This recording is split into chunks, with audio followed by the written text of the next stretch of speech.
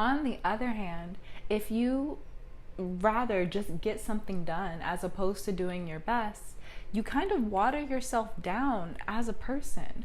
And that's not what any of us are supposed to do.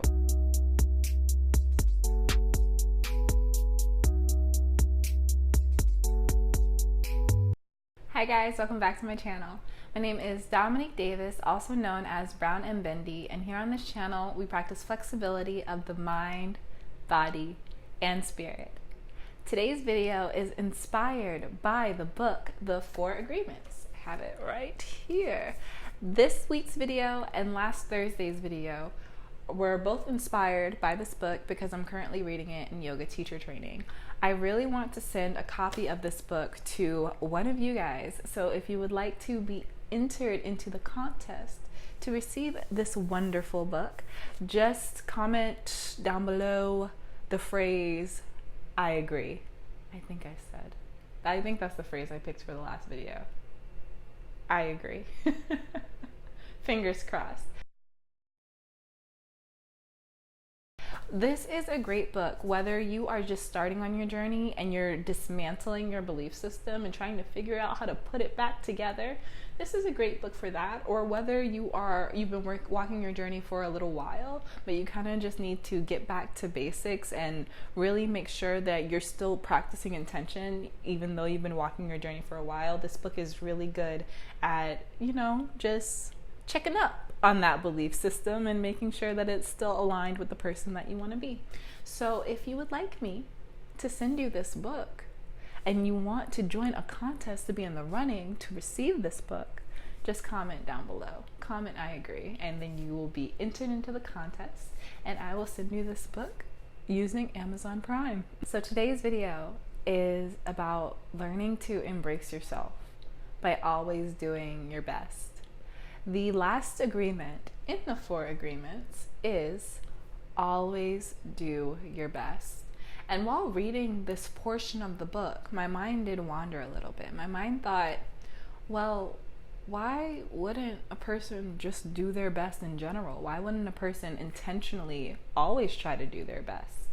And then I realized that when your energy isn't focused, when your intention is not focused on only things that are in alignment, you don't really care how you're using your energy.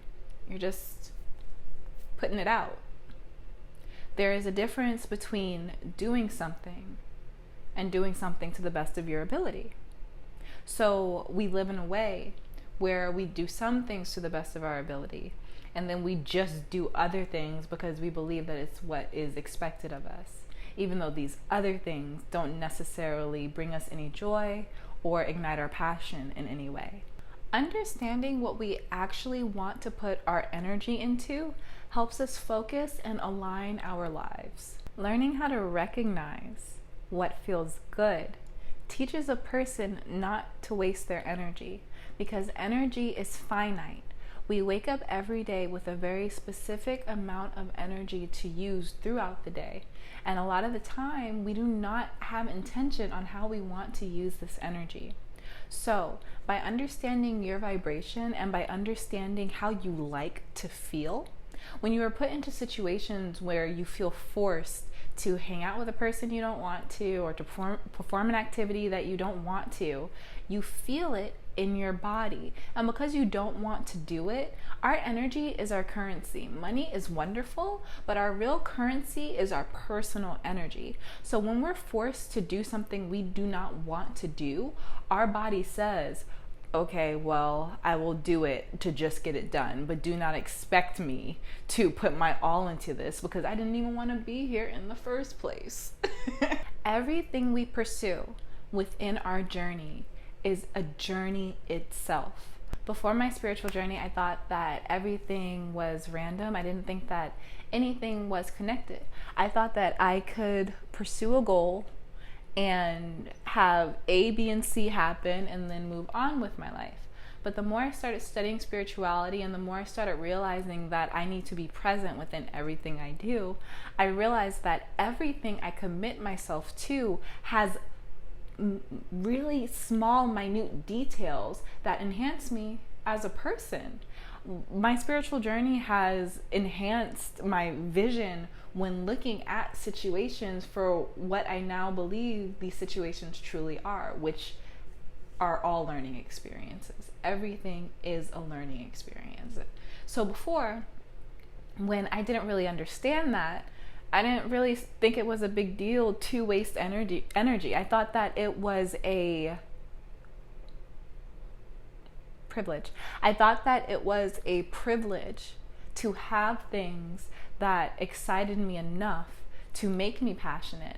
So I thought that those things were for special times, and then the rest of the time I was just supposed to be bored and uninspired. But my spiritual journey taught me that that's not the case. I never have to be bored. I never have to be uninspired, but it is my job to make sure that I am intentionally looking for activities and people who make me feel more myself as opposed to bored and uninspired. It is so important that we try our best at everything we do, because it not only builds our integrity, which is so important to have as an individual.